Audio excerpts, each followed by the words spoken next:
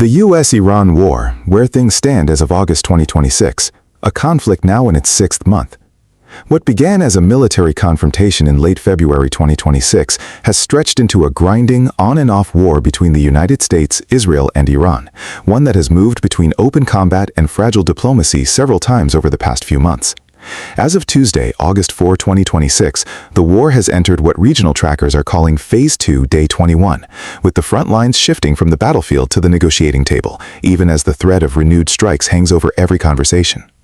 The core dispute remains the same one that triggered the war in the first place: Iran's nuclear program, its ballistic missile capabilities, and the broader question of Tehran's regional influence through allied armed groups. But the war has since widened to include a second economically vital front: control over the Strait of Hormuz, the narrow waterway through which a large share of the world's oil and gas exports pass. The United States and Israel launched their offensive against Iran in late February 2026, framing it as a decisive strike against Iran's nuclear infrastructure and military command network. In the months that followed, U.S. and Israeli forces carried out repeated waves of airstrikes on Iranian territory, hitting missile and drone production facilities, air defense installations, IRGC command centers, and coastal surveillance sites. In one overnight operation at the end of July, the U.S. military struck targets across at least 5 Iranian provinces, describing them as IRGC command centers, missile and drone facilities, coastal surveillance sites, and maritime capabilities. Iran has not remained passive. Iranian officials have repeatedly promised retaliation for continued attacks, particularly any strikes aimed at the country's energy infrastructure. Iran's wartime military commander has accused Washington of accelerating toward a full-scale regional war, saying the U.S. is using regional neighbors' resources as a shield for its own interests, while reinforcing Israel's military capacity. Iranian state media has suggested the armed forces have drawn up an extensive retaliation plan in case of further American attacks. The toll on the ground. The human and material cost has been steep on both sides. For the United States, casualties have been mounting steadily since the war's outbreak. Official Department of Defense tracking shows 18 U.S. troops killed and 687 wounded since the war began on February 28, with 4 of those deaths and 270 of the wounded occurring on or after July 7 alone, suggesting the pace of American casualties accelerated sharply in the war's more recent phase. Inside Iran, the toll includes both direct war casualties and a wave of internal repression. Strikes on Iranian provinces have killed soldiers and civilians, including young children caught in strikes on residential areas. Separately, Iran's government has intensified its crackdown on domestic dissent since the war began, executing protesters accused of waging war against God or violence against security forces.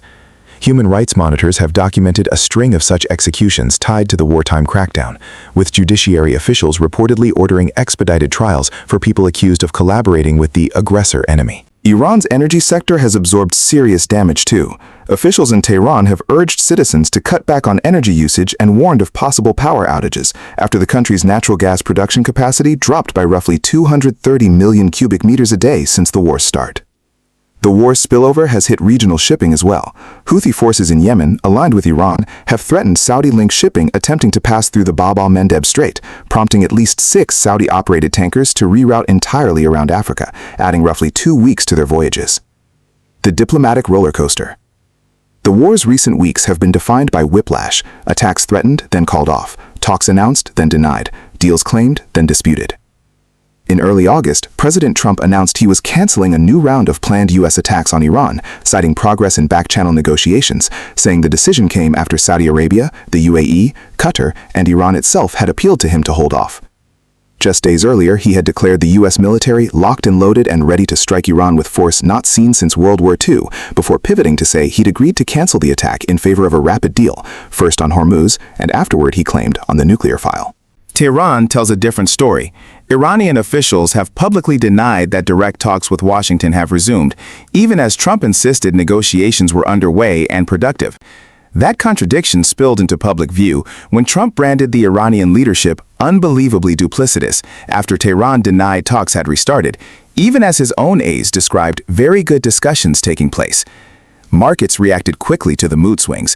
Oil prices fell sharply on news that Trump had called off planned strikes, though prices have moved erratically along with the on-again, off-again negotiations. Trump has also accused oil companies of profiting excessively from the volatility the war itself has created. The Strait of Hormuz becomes the main event. By early August, the war's immediate flashpoint had shifted away from strikes on Iranian soil toward a narrower but arguably more consequential question: control of shipping through the Strait of Hormuz. Iran confirmed it was continuing negotiations with Oman, the other country bordering the strait, over establishing safe inbound and outbound shipping routes while protecting both nations' sovereignty and security. Qatar has pushed for freedom of navigation through the strait and for regional consensus on any long-term arrangement, rather than a deal negotiated solely between Iran, Oman, and the U.S. Trump has framed the strait's reopening in stark terms, saying on Fox News it would reopen soon, or Iran would face a harsh new round of attacks, warning that if Tehran backed out of its commitments again, it would get hit really hard. He said his preference was a negotiated settlement rather than renewed strikes, while stressing an even harder response remained available if diplomacy collapsed again. A military under strain. One striking development, the toll the war has taken on America's own military stockpiles, which could shape how much longer sustained U.S. strikes are even feasible without resupply. The Center for Strategic and International Studies noted that U.S. air defenses have performed well overall, but months of continuous combat have significantly depleted missile interceptor supplies. Patriot stockpiles have fallen below 1,000 units, and THAAD interceptors down to roughly 250.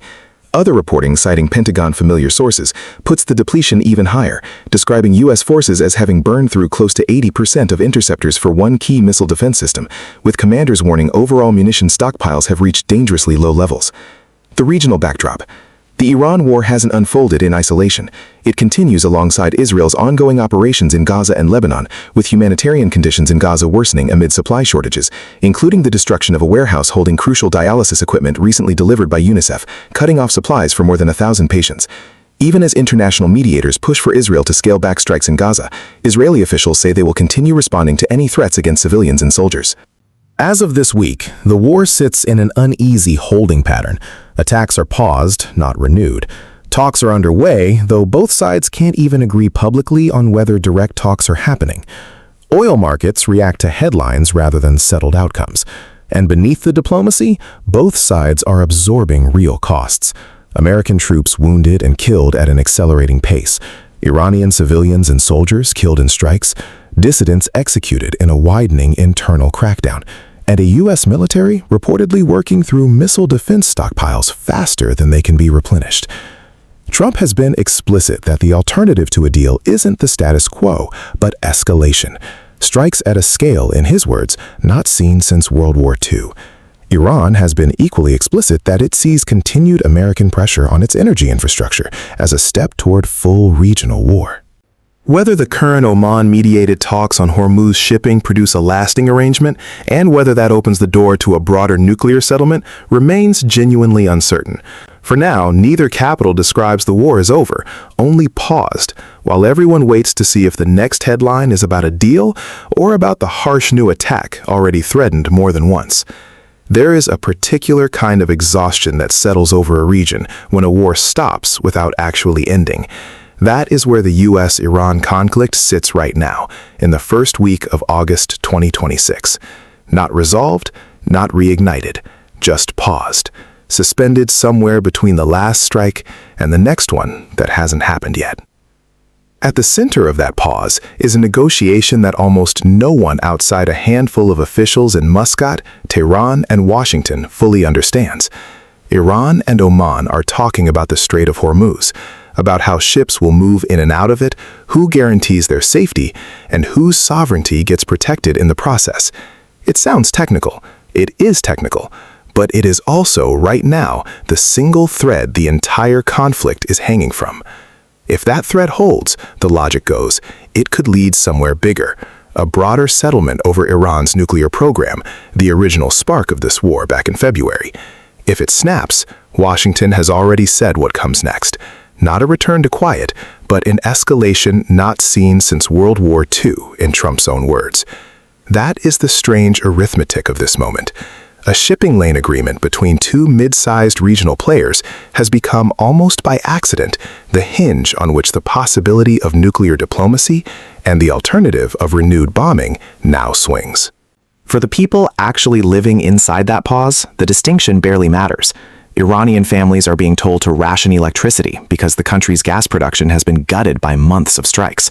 American families are refreshing casualty trackers that now count 18 dead and nearly 700 wounded, with the pace of losses climbing rather than slowing. Oil traders are pricing in a deal one day and a bombing campaign the next, because nobody, not the traders, not the diplomats, arguably not even the principals themselves, actually knows which one is coming.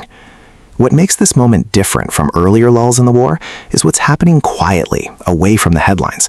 American missile defense stockpiles are running low. Patriot interceptors, Reuters and CSIS-linked reporting suggests, are down to less than 1,000. That is not a detail policymakers can ignore forever.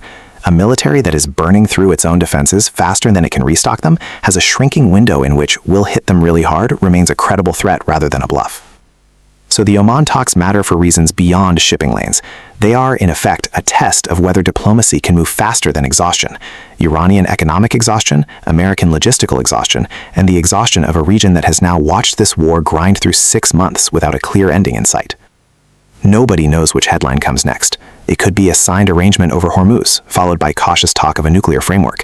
It could just as easily be a canceled meeting, a denial from Tehran, and a resumption of strikes at a scale neither side has yet used. The war's defining feature right now isn't violence or diplomacy. It's the uncertainty sitting directly between the two, refusing to resolve itself in either direction. And so the story, for now, ends where it always seems to end these days. Not with an answer, but with everyone still waiting to find out which one arrives first.